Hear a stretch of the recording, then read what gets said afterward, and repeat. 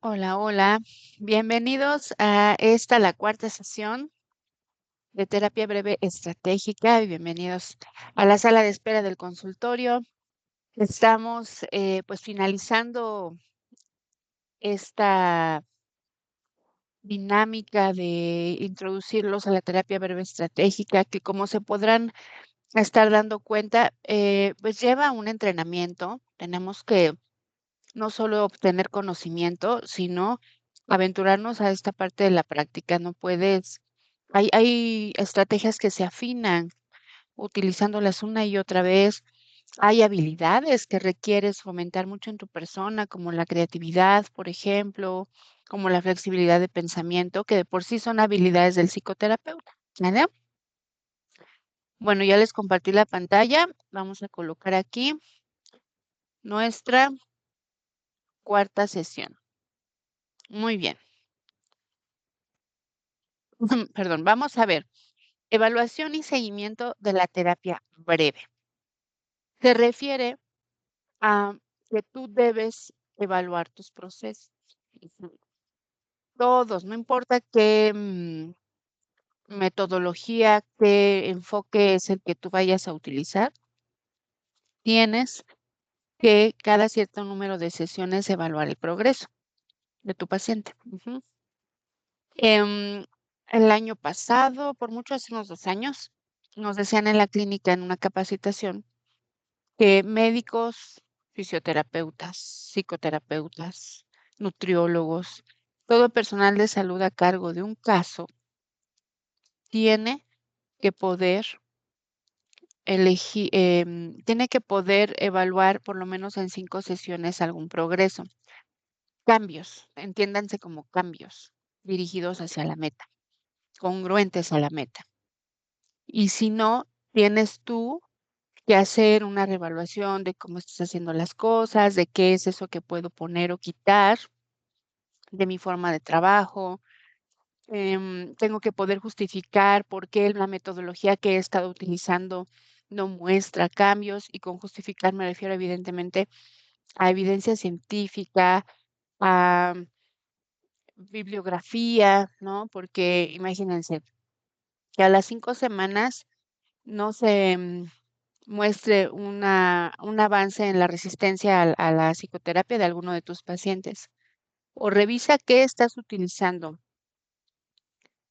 para romperla y que debes cambiar, o puede estar desde una teoría que justifique em, algo del paciente. Por ejemplo, que para la tercera cita algo sucedió en su vida que no se esperaba, o le dan una noticia que no esperaba, o algo de su salud, o sea, evidentemente hay cosas que pueden suceder y que te permite a ti decir, tuvimos como un nuevo arranque, o a lo mejor algo en su economía, en fin, piensen en los eventos, pero en algún lado tienes que poder explicar si no ha habido progreso. Ujú. Específicamente, regla de la primera sesión de Nardon, que es este puntito de aquí, habla de este punto, de los tiempos. Desde la primera sesión debes sentir un alivio sobre algo. No importa si lo que causa el alivio es que reconociste el esfuerzo que se requiere de estar ahí, de haber sacado la cita y haber llegado, y que es un gran paso el que dio, o que no se había dado cuenta de que algunas de las soluciones que él intentó aplicar sí funcionaron, aunque no todas, pero que reconozca las que sí. Es sobre su mismo discurso, sobre lo que ya trae en ese momento. Tienes que lograr que mire ese momento, ese lugar, que encuentre esa motivación y que haya un pequeño cambio desde la primera sesión. A eso se refiere, no cambios conductuales, no cambios en que se vaya con el problema resuelto, pero sí avance y alivio. Ujú. Ok, vámonos al primero, ahora sí en orden. Método de evaluación en el progreso es que tienes que elegirlo. Por ejemplo, no nos vamos por la parte psicométrica tanto. sino por encuesta cerrada o preguntas directas o termómetro, como el que platicamos en la sesión pasada, del 1 al 10, qué tanto te perturba pensar en eso y tú tienes una gráfica, una medida. Y luego cuando ya van 5 sesiones del 1 al 10, qué tanto te perturba eso y tú ya tienes un número de comparación. Eso puede ser una encuesta cerrada o puede ser, ¿consideras que la forma en la que hoy miras el problema a comparación de hace un mes, más de un mes, ha obtenido cambios? ¿Cuáles fueron? Y entonces eso es cualitativo. Te lo dice, bueno, pues yo creo que ahora lo veo de este modo, o no, lo veo exactamente igual. Eso también te puede dar indicios de si empieza a haber avances o no. Ujú. Esa es la encuesta cerrada, las preguntas directas, básicamente, ¿vale? Más que la psicometría. De cualquier modo, por ejemplo, en los estudios periciales, hubo una ocasión donde me pidieron revisar un peritaje. Estaban tratando de defender un caso de alienación parental con una evaluación psicológica, ¿no? Del niño. Y entonces me doy cuenta, o sea, lo que había que hacer era decir si procedía o si había una forma de tumbar ese estudio, de invalidarlo. Entonces, ni siquiera tuve que revisar si estaban bien calificadas las pruebas, ni siquiera me tuve que enterar si las hizo correctamente en un gabinete o si no tuvo control del sitio, nada de eso que pareciera lo más obvio. No, eso normalmente pues es difícil de tumbar. Tuve que irme a la ley y encontré que decía que las pruebas psicológicas que se usaron dentro de los mismos 6 meses con una persona no las puedes repetir dentro de ese periodo de tiempo. Es decir, si ya le habían aplicado un macover, un luz, un CAT en enero y él, o sea, otra persona, otro psicólogo en otro lugar, lo que sea, en enero había hecho esas pruebas y él había hecho en abril su evaluación y hubo un par de pruebas que repitió y no habían pasado 6 meses. Ese tipo de cosas es por lo que no podemos utilizar la psicometría para dar un seguimiento tan puntual. Podría hacerse un seguimiento y una comparación, pero tendrían que haber pasado al menos 6 meses. Y esperarte 6 meses a ver si hay un progreso, a tener evidencia de su progreso, es muchísimo tiempo, es antiético. Ujú. Entonces, aquí en terapia breve hablamos de en 5 sesiones revisar, en 10 sesiones revisar, y en 12 sesiones también, y en 20, porque habla que el modelo es entre 10 y 20 sesiones de atención a la problemática que lo trajo. Se abrieron otros objetivos, evidentemente se abren otros procesos, pero del objetivo que lo trajo aquí, en primera instancia, sí debe estar el progreso, ¿vale? Entonces, por eso usamos más la conversación, la encuesta, la observación, el registro de los ajustes técnicos y cómo funcionaron los ajustes en su vida, en su ecología, ¿se acuerdan? Entonces, eso es más que nada para los métodos más usados. Se van a revisar las tareas y los efectos que han tenido. No dejen tarea y después no la revisen, no hablen de ella, porque entonces no tiene ningún caso. Ujú. Tienen que, en su plan de intervención por sección, que deben tener alguna nota que diga, pues vamos a hacer atención flotante, porque le voy a preguntar cómo estuvo la semana, y luego le voy a preguntar si hay algo en especial que quiera platicar, o le voy a decir que vamos a continuar con el entrenamiento de la inteligencia emocional, y siempre me dejo un espacio para cómo realizaste la tarea, cómo la hiciste, trajiste esto, cómo te sentiste, depende del objetivo de la tarea. Ahorita vamos a ver unos ejemplos. Regla de la primera sesión de Nardon que ya les comenté. Regla de las 10 sesiones, precanalización, es también por los números que ya les di, ¿sale? Y se refiere a que puedes considerar en la 10ª sesión, si no has tenido ningún progreso pese a los cambios que hiciste desde la 5ª, que ya te habías dado que no progresó, ya te habías dado cuenta que no progresó. Si llegas a las 10 y definitivamente la situación es igual o peor, consideras canalizar el caso. El progreso final, ya cuando vas a cerrar procesos o a dar de alta, que si no usamos esos términos, pero para que se entienda, el progreso final se evalúa en la fase de cierre donde se espacian las sesiones. Les voy a dar tiempos específicos para que se lo imaginen más adelante. Y se va verificando que el paciente mantenga los cambios sin la ayuda del terapeuta. Tareas. Estos son ejemplos. Primero que nada, tienes que tematizar. Por ejemplo, si la sesión ese día se centró en la problemática de que ya le está causando conflictos en su trabajo, ser desordenado. Bueno, pues entonces tu, tu tarea puede estar enfocada a disciplina. El tema es disciplina. Ujú. No es autoestima, no es irritabilidad, no es, vayan, tienes que ser muy puntual. Aunque son factores que pueden tener que ver con la disciplina, tienes que esquematizar en objetivo específico ese tema. Entonces, si el tema es disciplina, ten claros los objetivos, porque no deben ser tan ambiciosos. Entonces, el objetivo de la disciplina va a ser, primero que nada, que no dejes procesos abiertos. Nos vamos a disciplinar en una sola cosa, no en todo, no, en una sola cosa. Y con procesos abiertos, la tarea va a ser todo lo que abras lo cierras en ese momento. Que si abriste, que si destapaste la pluma para escribir, muchos ya ni les interesan los tapones, pues tú vas siempre a poner el tapón de nuevo. Si abriste la mayonesa, tú la vas a cerrar. Nada de mal cerrada. Y la vas a cerrar no cuando acabe el día, no cuando acabes todo, no cuando ya comiste, es en ese momento. Abriste, le pones, cierras.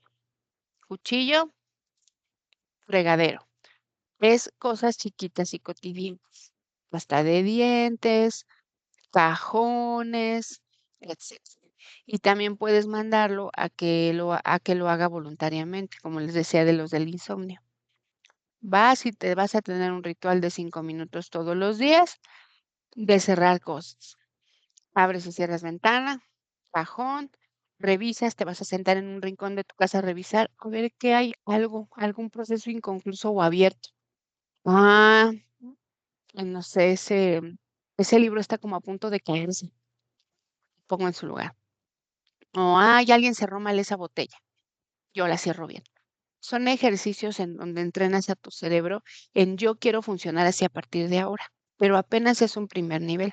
Entonces, ten claro que el objetivo apenas es familiarización con la mente. En este caso, la tarea fue de familiarización. Hay tareas de cambio de significado de tus creencias o del significado que le estás poniendo a algo. Hay tareas de cambios de sensaciones, que para ti siempre te ha parecido el ruido una cosa intolerable, pero te das cuenta que tenía que ver con una creencia y no que tú seas hipersensible. Ah, bueno, pues entonces una tarea dirigida a la tolerancia del ruido y así. Por eso debes tener muy, muy claro objetivo específico. No siempre se van a compartir esos objetivos con el paciente. Por ejemplo, en la paradoja, en la instrucción paradójica, no siempre. No le vas a explicar que lo que quieres es que su cerebro se choquee cuando él dice, es hora de dormir, tengo que dormir porque tengo insomnio, pero ahora sí quiero lograrlo. Cuando le digas, vas a tratar de mantenerte despierto. No duermas y me dices cómo te fue. No duermas, no se vale dormirse todo el sábado en la noche, ¿no? No le vas a decir que la intención paradójica. Pues cuidado con eso.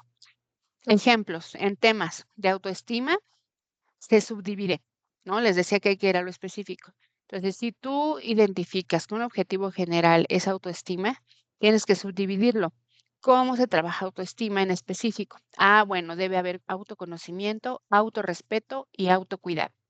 Y a mí me gusta poner autogestión también, pero bueno, tiene que ver con estas. Entonces, dejas una tarea específica o para que se autoconozca, o para que se autorrespete, o de autocuidado, o de autogestión, o de auto, pues sí, como de de responsabilidad por uno mismo, que es el que les digo que yo aumento. Entonces, te divides en cosas que construyen el objetivo que quieres trabajar. Y aún así, si lo que quieres trabajar es autocuidado, ¿por qué? Pues porque tiene una idea distorsionada de sí mismo, porque se insulta mucho, porque no se cuida, no tiene límites en su vida. O sea, todavía te tienes que preguntar, ¿y por qué quiero trabajar esto? Y cuando encuentres el por qué y el para qué, dejas una tarea específica sobre eso tan puntual, ¿sale? Eso es a lo que iba conforme a la construcción de tareas. Tenemos algunas, cosas aquí de por qué pueden funcionar las tareas. Bueno, pues porque hay que trabajar las habilidades del paciente en cualquier enfoque terapéutico. En este caso, las tareas en estratégica van dirigidas a que tenga reconocimiento de sus capacidades, se incomode y se ponga a prueba, y entonces veamos cuáles son las nuevas que tiene que adquirir. Así que sí, puedes dejar tareas que incomoden en diferentes niveles y tareas de elaboración de la conciencia de su persona, que es como de autoconocimiento, para que esté motivado, para que se sienta capaz, para que tenga evidencia de cómo sí puede hacer cosas y además esas cosas le van a beneficiar. Entonces, no dejes tareas sin sentido, no dejes tareas que no le van a hacer sentir nada, que no le van a hacer ganar nada, porque entonces los vas a perder. En el camino van a dejar de hacer tareas o simplemente abandonar el proceso. O sea, mm, crear tareas también es una habilidad del psicoterapeuta, ¿vale? Vamos a ver algunas que les quiero compartir. Hay una tarea que puedes ponerte muy creativo y hacer muchas variantes con el espejo. Puede ser mirarse a los ojos profundamente en el espejo, porque casi nadie se mira a los ojos. Estamos mirándonos al espejo, pero miramos lo que estamos haciendo, enchinándonos la pestaña, criticándonos el grano, eh, en fin, muchas cosas. Entonces, hay ejercicios dirigidos al espejo que te puedes poner súper creativo, depende del objetivo. Si el objetivo es autocuidado y autorrespeto, entonces vas a mirar y en cuanto aparezca el primer pensamiento negativo, vas a cerrar los ojos y hacer mindfulness. Lo metes en una botella y lo echas al mar. Abres los ojos y lo vuelves a intentar. Trata de dirigir tu pensamiento a algo positivo de tu persona. Y cada vez que aparezca la crítica, el rechazo, cierra los ojos, lo metes en una botella y lo avientas al caño o al mar o a donde sea. Y otra vez. Entonces, a lo mejor una vez a la semana, si no se puede diario. Ese es uno. Otro pueden que se vean de cuerpo completo, que sepan dirigir su mundo interior al objetivo que tienen. Entonces, el mundo interior son tus pensamientos. Abres los ojos, te miras al espejo, de preferencia al desnudo, y te dices, perdóname por tal, tal, tal, te agradezco tal cosa, te prometo tal, me perdono por tal.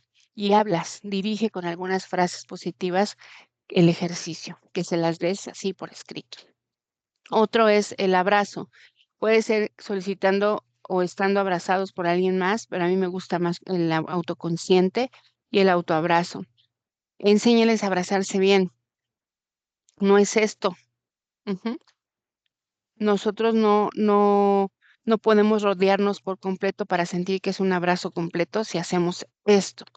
Tenemos que tratar de sostenernos más. Entonces, les recomiendo la mano en la axila bien metida y luego la otra mano ya puede rodear más por aquí, en la axila del otro lado y te engancha. Háganlo y se van a dar cuenta que estando así enganchados, tú puedes cerrar los ojos, respirar, incluso empezar a quedarte dormido, te cuelgas y no te caes, te estás abrazando. Entonces, respiraciones conscientes y ese abrazo, y que solo averigüen qué pensamientos se les viene. No hay más instrucciones. ¿Qué pensamientos y luego qué sensaciones tienes mientras estás haciendo eso? Es incómodo, buscas escapar, tu mente piensa en otras cosas que nada que ver para escapar. Es bien interesante ver qué sucede. ¿Vale? Son 5 minutos o menos al día. Desconexión con balbuceo tiene que ver con estrés, niveles de estrés. Son tareas en donde dicen quisiera no pensar y para aprender a dejar de sobrepensar o por lo menos darte un descanso de ese cortisol. Camina alrededor de una habitación, pero están prohibidas las palabras. en voz alta y en tu mente. Es muy difícil que no existen. La mente en blanco en realidad no existe porque piensas en blanco y blanco es una palabra y una palabra es algo que comunica, ¿vale? Entonces las palabras generan trabajo. Entonces, apagar o desconexión con balbuceo es porque se utilizan palabras sin sentido. Y entonces le dices, vas a deambular por la habitación y vas a hacer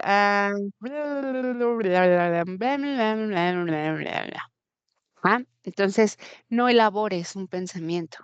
Y si aparece el pensamiento como de, ay, qué pena estar balbuceando, balbuceas más fuerte. Tiene que ser en una habitación privada, pues les da pena y están, cállate, cállate, cállate, dan ganas de decir cállate, cállate, pero va a ser todo balbuceando. Ujú. Y entonces, después de hacer eso como 5 minutos, a mí me gusta rebasarlos como 6, 7 minutos. Cuando los pones a hacer eso como 7 minutos, empieza una despersonalización y una desconexión. Lo tienen que probar. Y entonces que suene una alarma que los regrese a la realidad, les dicen que la coloquen, y cuando suena esa alarma y los regresa a la realidad, se van a la cama y se autoabrazan y respiran conscientemente un ratito, lo que quieran. Hay quien se duerme, hay quien se da cuenta que ya está ahí. Listo, ese es el completo. ¿Sale? Ok.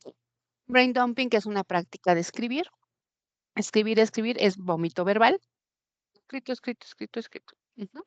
Pero sí, nada más.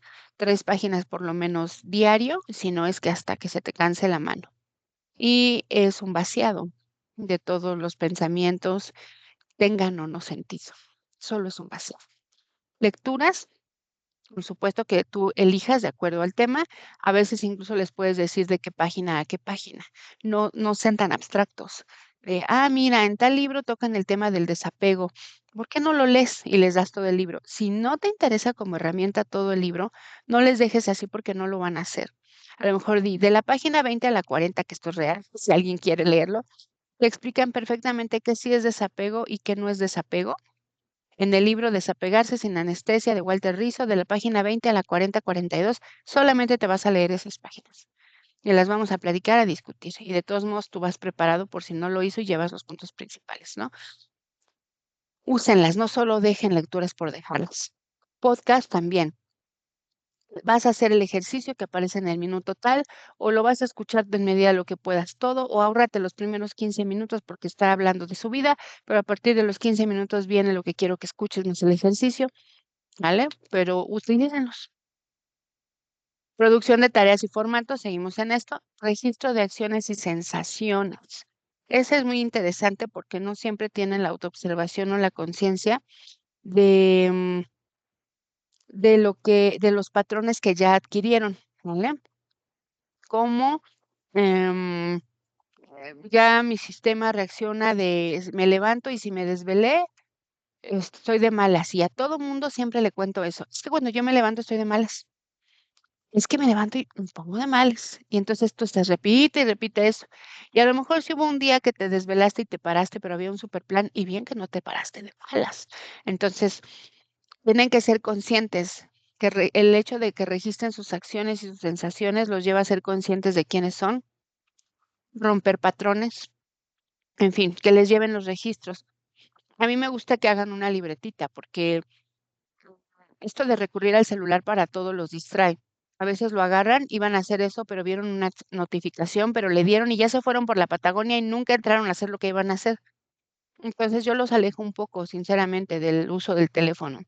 Cuando les digo, tienes que hacer notas en terapia, me dicen, ¿se puede en mi teléfono? Y la respuesta es no. Cuando les digo, vas a escribir tal cosa en tarea y me dicen, ¿puede ser en el teléfono? La respuesta es no. Ujú. Su registro de acciones y sensaciones tampoco. Les mando un formatito que tiene qué situación estaba sucediendo, qué pensé sobre eso, qué sentí y qué hice inmediatamente después. Y cabe en una tirita, como chequera las que antes había, como una chequera, cabe una tirita. Y le dices, te lo voy a mandar, no sé, la tirita cabe como 5 o 6 veces en una página a carta. Le sacas muchas copias, lo imprimes muchas veces y te haces, la cortas, haces tu cuadernito. O si son presenciales, a veces se los doy las libretitas. Y entonces todo el tiempo con una mini plumita o con una pluma, pues vas a andar con eso. Y cada vez que esté sucediendo algo significativo, lo anotas. O al final del día de las que te acuerdes. En fin, cada quien va encontrando su método, pero ese es un registro. Y luego lo traen a sesión para trabajarlo contigo, ¿vale? Después, álbum de los exes es otro ejemplo.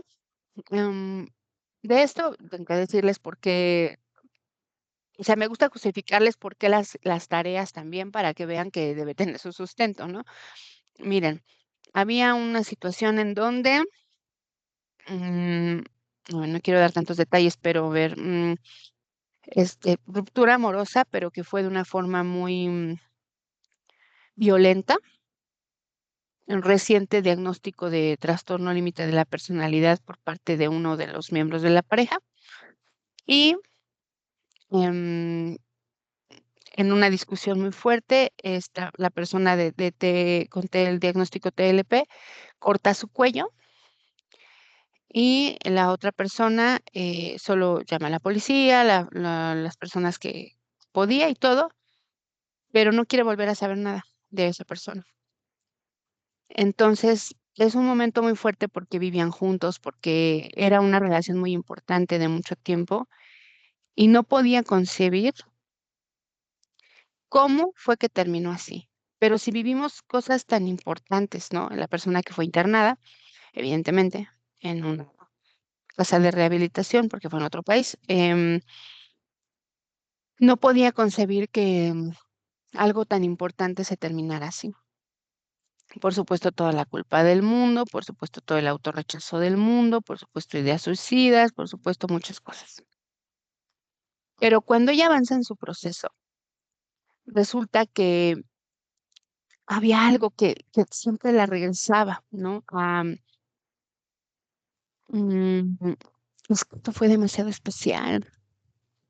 Es que cómo supera nada más así, no, no, no, es que nunca con nadie había pasado algo como esto, es que casi me mato, y seguí, es que nunca había vivido de esa forma con alguien. Es decir, tenía muy categorizada esta relación y por lo tanto era no puedo soltar algo como esto, ¿cómo crees? Y les hago un paréntesis, pasa mucho cuando hubo pérdidas de bebés, donde hubo abortos, porque es como yo no tengo permiso de aceptar que esto acabó, yo no tengo permiso de dejar atrás cosas como estas y de seguir mi vida, pues ¿cómo? Sí, y regresan con todo lo que fue, lo hizo especial, importante, etcétera. Entonces, a lo que voy es que llegó un punto del proceso que fue con terapia dialéctica conductual, que era importante dejar claro que no podía seguir su vida con el estigma, ella misma y el otro, de jamás en la vida va a haber algo tan trágico, especial, es que esto es único, maravilloso, porque entonces, no. Y yo quería que recordara que muchas veces nos vamos a esos extremos, no el acto del cuchillo en el cuello, el acto de idealizar una historia. Y me presentó una exposición. Su tarea fue hacer un álbum de los exes y me hizo una exposición divina. Ahí sí me dijo, te traigo una presentación en mi iPad, pero lo hice a mano. Entonces no sé en qué consistió, supongo que corte y pegue, pero imprimió las fotos, las recortó, porque es un álbum de fotos con frases significativas. Y entonces me fue contando la historia, que pasó desde su primera persona que considera su primer ex, y se dio cuenta que estábamos llegando al 6 y que cuando llegamos al del último suceso, él también podía pasar a ser historia. Él también podía ser parte de ese álbum y por primera vez aceptó decirle ex. Le dieron escalofríos, pero por primera vez lo aceptó. Y entonces eso destapa, pues posibilidades ya de empezar a más bien de continuar el duelo. ¿No? Muy bien. Álbum de vida, lo mismo, les pides que hagan una línea de vida porque tenemos que encontrar dónde está eso a lo que creen que no pueden renunciar porque sería desleal para su familia o porque sería desleal consigo mismos, porque se habían jurado y prometido inconscientemente, o que nunca se habían dado cuenta de los logros que habían acumulado, en fin. El álbum de vida tiene muchas variantes también, como que puede ser solo de los logros, como que puede ser de los principales aprendizajes de vida, como que puede ser de sus principales pérdidas. Depende del objetivo, tiene muchas variantes, etcétera, etcétera. ¿Vale? Entonces, esos fueron ejemplos de las tareas y sustentos y variantes. Vamos a feedback en el proceso. El feedback evidentemente es una retroalimentación, ¿sale? Em, Funciona hacer feedbacks cada cierto número de citas o incluso dentro de una misma sesión, porque es para hacer una corrección que no dejas que avance mucho tiempo. Ujú. O sea, si está cometiendo una desviación, retorció la tarea que le diste, a propósito de la que les acabo de comentar, hubo un feedback a la mitad de la tarea. Cuando son pacientes de alto riesgo, yo estoy siempre en comunicación con ellos.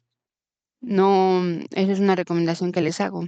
No se dejen vender esta idea tan moderna que andan, sobre todo de influencers, de como que estos límites de paciente, terapeuta es que siempre depende.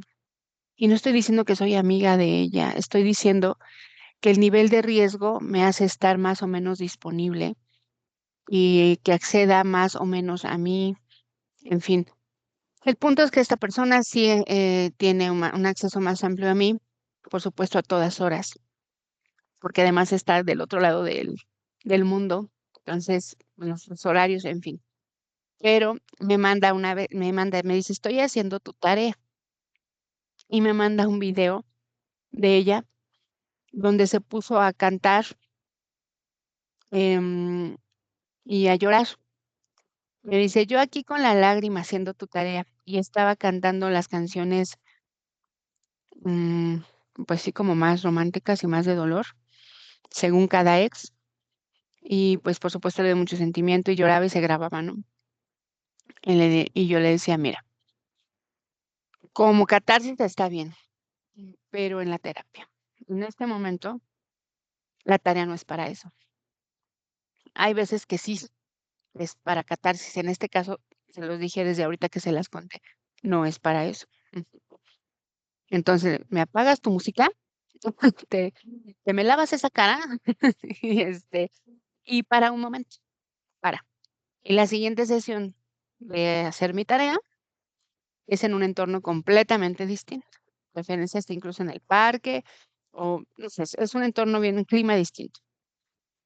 Ya entendí, ¿no? Ella sí se estaba yendo por ese lado de voy a aprovechar para recordarlos y para amarles nuevamente, ¿no? Entonces, cosas que pueden suceder. Por eso hay que tener relaciones estrechas en ese sentido y de mucha confianza con los pacientes. Vean de lo que me enteré en el proceso de la tarea, ¿no? Y entonces, pues bueno, así fue. El punto es que ese fue un feedback, una corrección inmediata que puede redefinir la estrategia de cada encuentro, de cada tarea, de todo el proceso, etcétera. Ujú. Entonces tú puedes decirles, mira, está, está bien, me gusta cómo lo manejaste, sin embargo, vamos a hacerlo de este modo, ¿no? O sea, siempre encontrar las palabras, pero corregir y no perder objetivo. Preguntas que arrojen la perspectiva del momento y grado de la problemática para el paciente. Son las del termómetro, son la pregunta milagro, son relativizar los problemas que es con del 1 al 10, o hay uno muy bonito que les comentaba, yo creo que por la segunda sesión se los dije, ¿no? De qué es lo peor que te puede pasar no, perdón, esto que te está pasando, consideras que del 1 al 10 es una cosa que cuando 10 es lo peor que te puede suceder y uno es, no, pues es un 8 porque a lo mejor no es lo peor, pero sí, es un 8. Bueno, y después ya les dices, ¿qué es lo peor que te puede pasar en la vida? Quiero que me digas, pero tú de veras tu peor. Y les das ejemplos. Me han dicho que se muera mi hijo, que me quede paralítico, que me metan a la cárcel. Esas serían de las peores cosas así. Y entonces ya. hazlo tú ahorita, ¿no? Piensa si ahorita tienes alguna preocupación, tuviste algún coraje, algún problema. Piensa del 1 al 10 qué tan perturbador es. Y a lo mejor le pones un 7, 8 porque sí te perturba mucho. Y luego dime qué es lo peor que te podría pasar. Y entonces a lo mejor dices, pues sí, que se muera mi perro, mi mamá, mi, no sé, cada quien. Acuérdense que no juzgamos eso. Ujú. Pues para mí lo peor sería eso, ¿no? Que se muriera alguien que quiero mucho. ¿Ok? Ese es tu 10 y de ahora en adelante esa es tu medida. Esto que te pasó ahorita de que te asaltaron en la esquina y tienes que reacomodar tu vida digital, que casi metemos la vida en el teléfono, ¿qué número es realmente, no?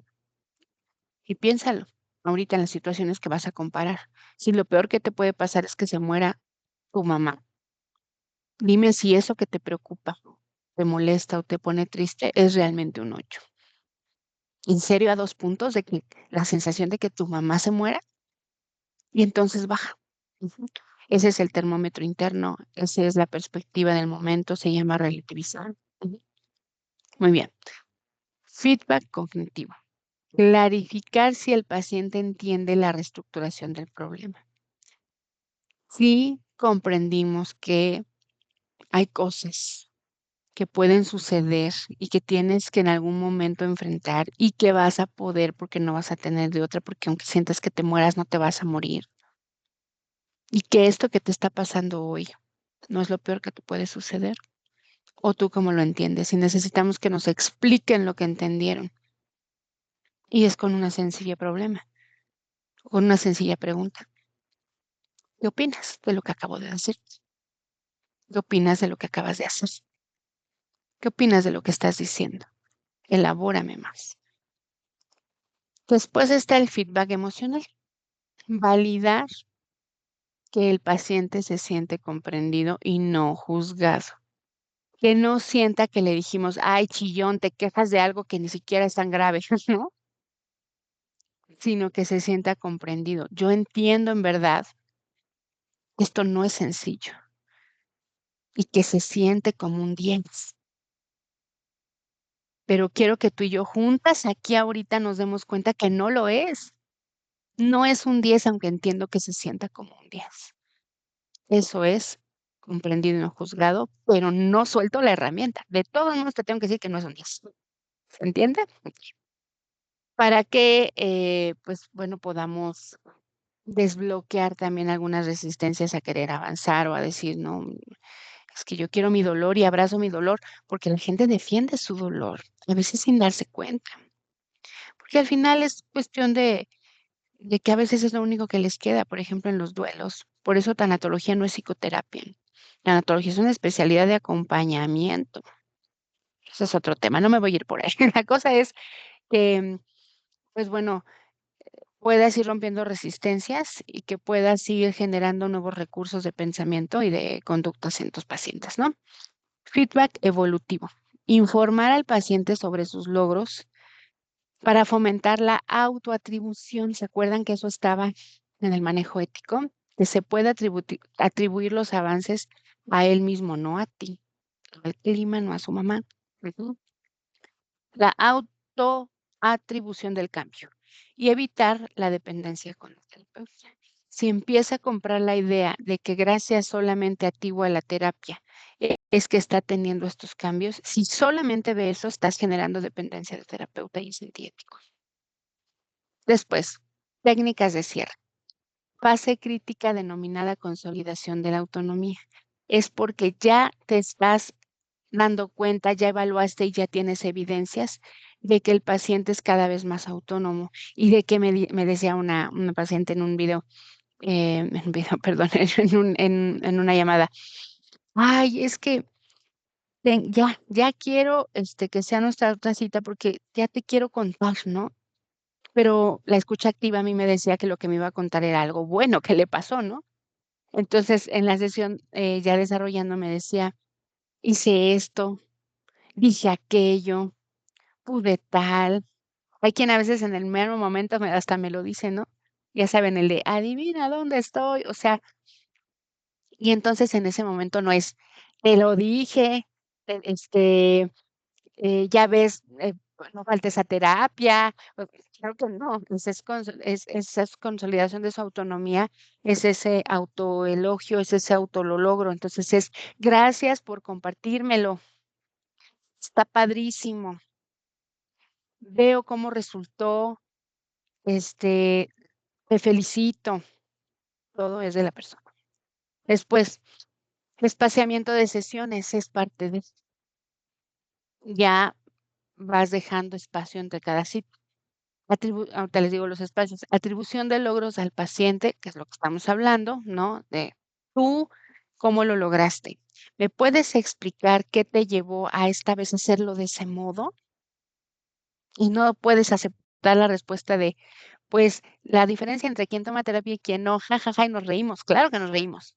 Pero luego, no, ya en serio, quiero que lo pienses. Tómate un minuto, cierra los ojos, guarda silencio. ¿Cómo es que lograste eso? Y algunos hasta se conmueven de, no me había dado cuenta. Que sí llevo viniendo, no sé, 3 meses, pero además cambié esto, cambié lo otro, dije aquello, dije que no, atribución de logros al paciente. Después, revisión del cómo sí, ¿no? A ver, ¿cómo te va vas a entrar a ese salón a saludar a todos como si fueras el más seguro del mundo, aunque sabemos que tienes un montón de miedo por dentro? ¿Se acuerdan? Eso es como de los inicios del proceso. Y entonces ahora evalúas. De todos los como sí que tenía que fingir, ¿cuáles se sienten más reales? ¿Recuerdas cuando fingías que no morías de miedo por dentro al entrar al salón? Hoy, ¿cómo se siente entrar al salón? Ah, ya no había pensado en eso, pero se siente bien, que no sé. ¿Saben? Evalúen eso. Resumen de acciones que muestran consolidación del cambio. Ese puede venir de ti. Incluso hay quien hace esta práctica de tener ciertas viñetas apartadas y decirle, hoy te quiero hacer lectura de algunas viñetas. Algunas son incluso viñetas elaboradas específicamente para leérselas al paciente. Y entonces es, no sé, 24 de enero de 2025. Y a lo mejor están, bueno, hoy es 2026, ya, perdón, 2026. Y a lo mejor empezó su proceso en octubre, ¿no? Em, la paciente se encuentra en rumiación de sus pensamientos, autolesionándose con la idea de, y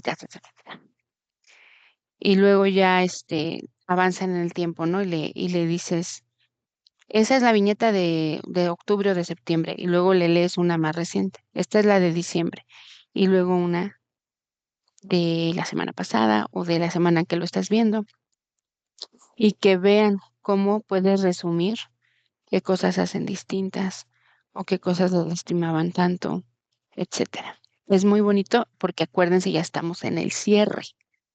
Ya no estás en la intervención propiamente, estás empezando a cerrar. Evidencias. eh, Todas las que haya juntado, hay que hablarlas en el mes. Mira, podríamos darnos cuenta que ya tienes tus apartados bien en tus cuentas de banco, ya eres súper disciplinado, tienes un ahorro, eso es una evidencia. Es algo físico sobre todo. Tienes evidencia de tu ahorro, ahí está, tu ahorro es real, existe, no fue un plan no llevado a cabo. O qué mejor evidencia de resiliencia que el nuevo trabajo en el que estás. Y apenas hace 3, 4 meses devastado por en donde trabajabas. Y así nos vamos a reunir evidencias. Y por supuesto se les dice que queda la cita abierta. Ujú. No es como de y jamás y yo nunca te conocí, tú a mí tampoco, ¿no? O sea, sí se les dice que pueden solicitar una cita cada vez que lo deseen. Pero si les aclaras que tú ya no tienes una carpeta de objetivos, ya no hay pues aquí estoy, ¿no? Por eso es tan progresivo el cierre. Miren, aquí está. Para el seguimiento, o sea, el cierre tiene también aires de seguimiento. Aquí en el cierre, ustedes todavía se veían cada 8 días o cada 15 días. Luego, antes del punto 5 de cita abierta, está esta parte intermedia. No se considera el seguimiento algo externo al tratamiento. En realidad es una de las etapas del modelo. Ujú. Se denomina la fase de consolidación porque no lo soltaste de trancazo. Son pruebas de autonomía. ¿Se acuerdan que les decía que cuando empiezas a espaciar las citas es porque vas a ir probando cómo le fue este tiempo sin el respaldo de la terapia? Ujú. Primero, cada 15 días, 2 semanitas, luego cada 3 semanas lo ves, luego cada mes, luego cada 3 meses, luego cada 6, o sea, una vez lo viste 6 meses después, y después de esa lo ves al año. O entre todas estas le dices que si necesita verte, si cree que necesita hablar algo en especial, o sea, es algo subjetivo, es algo que tú vas a sentir, no porque realmente me necesites, vaya, pero algo que sientes, saca la cita. Esa es la cita abierta, ¿sale? Y entonces entre estos tiempos tiene cita abierta, pero también tiene prueba de autonomía. Eso sí se lo puedes decir, ¿vale? Muy bien. Práctica. Vamos a ver este caso, pero quiero que incluso si necesitan vayan pausando el video y ustedes intenten proponer. Dice, paciente de 13 años masculino, vive con los padres, hijo único. Mamá lo lleva porque no obedece, no entrega tareas, está agresivo y contestón y desobediente. Hace 6 meses se siente de malas todo el tiempo y considera que sus papás no lo entienden y él exagera todo. O sea que hay poco entendimiento, ¿verdad? Antecedentes, sus padres peleaban mucho y trabajaban mucho, el papá fue infiel y no le gusta estar en casa todo el día. Esas son palabras del paciente. Lo castigan y regañan y al menos así le prestan atención. ¿Cuánta cosa hay aquí? ¿Vale? Que poner en orden, que crear hipótesis, que reestructurar de pensamiento, que generar tareas que eviten estos malos entendidos o que cambien patrones em, de castigo a consecuencia. Ven cómo en ya un caso planteado se ve con tanta claridad qué tipo de tareas, qué tipo de prescripciones o instrucciones, qué tipo de discurso, qué más quisieran preguntar. Ese es el punto de ponerles no de resolverlo. Quisiera que se imaginaran desde la entrevista número 1 hasta la elaboración de tareas, todo lo que ustedes harían paso a paso, que están distribuidas en estas 4 sesiones que hemos estado platicando. Ya les dije algunas, como de el castigo a la consecuencia. Paciente 2, señora de 39 años. Ella cubre sus gastos, vive sola. Motivo, estrés laboral. Es auxiliar de laboratorio hace 8 meses. Empezó a discutir con sus hijos hace una semana aproximadamente. Antes ya había tenido problemas con su expareja y está teniendo otra vez problemas con su expareja. Su familia no sabe abiertamente que ella se siente mal, que está viniendo a terapia. Su jefe lo considera como estresante, habla mucho de su trabajo, por eso resalto lo de su vida laboral. Tuvo un matrimonio a los 19 años y actualmente es divorciada desde hace 10 años. Ujú. Surgen preguntas, claro. ¿Qué edad tienen los hijos? ¿Con quién vive? Y si ahí vive sola, por lo tanto, ¿para cuando los ve? ¿De qué sí se hace cargo? ¿De qué no? Hay mucha información que recabar aquí, que ustedes con fines prácticos pueden completar. Sí, como ustedes quieran. Y una vez que deciden esos datos, a través de, en teoría, la entrevista, anamnesis, ok, y ella, un poco más de su vida. Ella viene de un sistema. ¿Y qué pasó con el sistema que ella decidió formar a los 19 años? ¿Y qué consecuencias trajo? El divorcio, y etcétera, etcétera. Hay muchas preguntas interesantes que los van a llevar a no quedarse solo con, vamos a trabajar su estrés, ¿verdad? Muy bien. Este es un ejemplo de registro de pensamientos. ¿Qué situación? ¿Qué estoy pensando? ¿Qué emociones sentí? ¿Qué fue lo que hice? Y con ustedes pueden trabajar pensamiento alternativo o si ya lo ensayaron en el consultorio, que lo intenten de tarea. Este es un poco más completo que lo que les platicaba hace ratito. Entonces, situación. am, Llegó tarde a una cita, mi novio, mi esposo, mi mejor amiga, mi amigo, quien sea, pero me dejaron esperando. Pensamientos, otra vez, aquí estoy de su pendejo. Emociones, me siento impotente, me siento frustrado, me pone triste. Comportamiento, me esperé una hora más, pero dije ya no más y luego sí llegó y luego me tuve que tragar mi coraje porque mi amigo tiene un montón de mal carácter y no quería pelear y no quería que se arruinara la salida, así que no hice nada. Continué.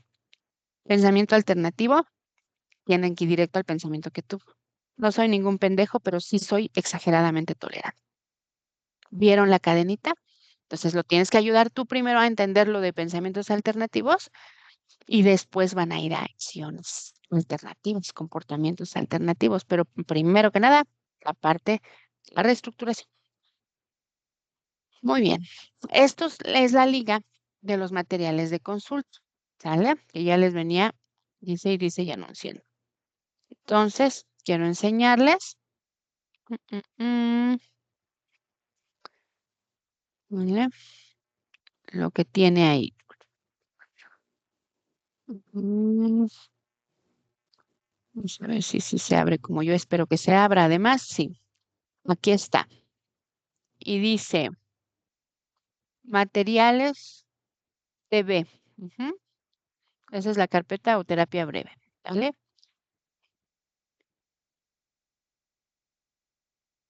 Trabajando con recursos de las personas. Ujú. Y es para que puedan identificar con lo que las personas ya están y se lo puedan hacer autorreconocer. Ujú. Terapia centrada, terapia breve centrada en soluciones. Ahí va a haber ejemplos y lo que les decía, ahí están las de características del terapeuta, qué debe tener para dedicarse a este modelo. O en general yo diría que el psico. Ujú. Patología de la comunicación, porque se acuerdan que la terapia breve estratégica se basa un montón en sistema, comunicación, ujú, creencias.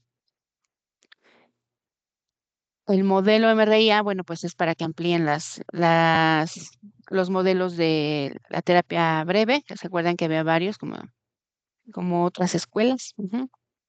La metáfora en terapia breve, porque sí se utiliza muchísimo la metáfora en la terapia breve. Y este es un comprobante de citas. Ok, estoy aprovechando para revisar que no me haya faltado algo importante de darles. Son lecturas, son referencias bibliográficas y aquí está el anamnesis y los formatos de atención, que es el que yo les mostré, con los formatitos solamente para llenarlos, que pues le tienen que editar algunas cosas. Ujú. Y listo. Esto no recuerdo qué es, pero saben que se voy a revisar a ver qué les estoy dando. Mm, sí, esto se los tengo que quitar, porque es de, no sé cómo llegó ahí, es de desarrollo organizacional, ustedes perdonen, pero qué bueno que lo miré. ¿Sale? Entonces, em, pues cualquier cosa, les puse por ahí el correo electrónico en la ficha de presentación que utilicé en la primera sesión. Ujú. Y solamente me voy a despedir, voy a dejar de compartir pantalla. Y ya está.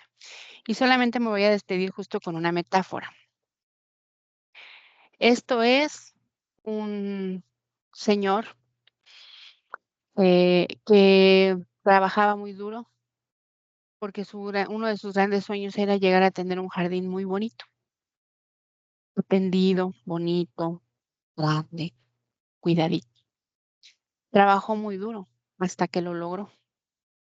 Y cuando logró ese jardín, se dio cuenta que por ahí en la esquinita estaba saliendo maleza. Le molestó, le irritó y le ocupó. Y empezó a comprar productos, a dedicar tiempo que antes dedicaba a cuidar su jardín, ahora a deshacerse de la maleza. Y le invirtió tanto tiempo y tanto esfuerzo que se frustraba porque volvía la maleza cada vez. Y otra vez lograba quitarla y otra vez lograba deshacerse de ella. y regresaba a la maleza después de cierto tiempo, a veces más, a veces menos tiempo, pero siempre volvía. Y entonces, ese jardín precioso que tenía, por el que tanto había trabajado, un buen día también, pues empezó a entristecerse, a verse descuidado. Y la razón, dedicó más esfuerzo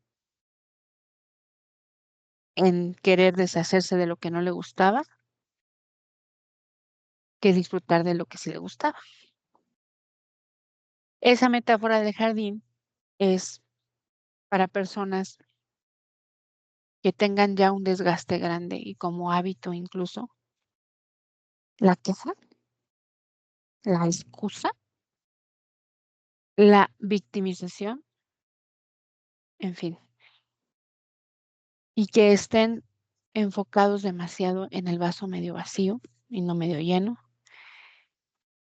Pero pues este es un ejemplo de tantos.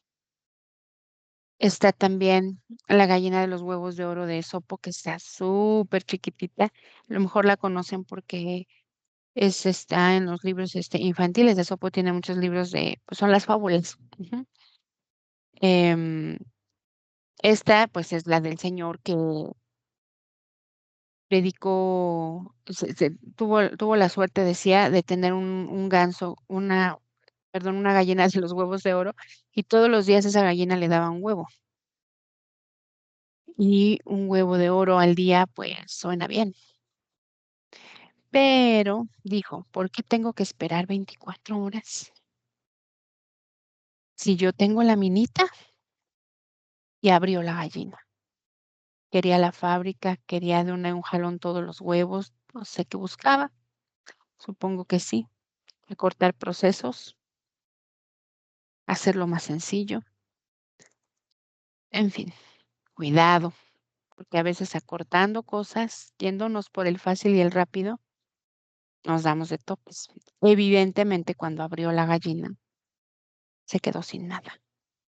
Ya ni siquiera iba a tener el huevo de cada día. Y así, ¿vale?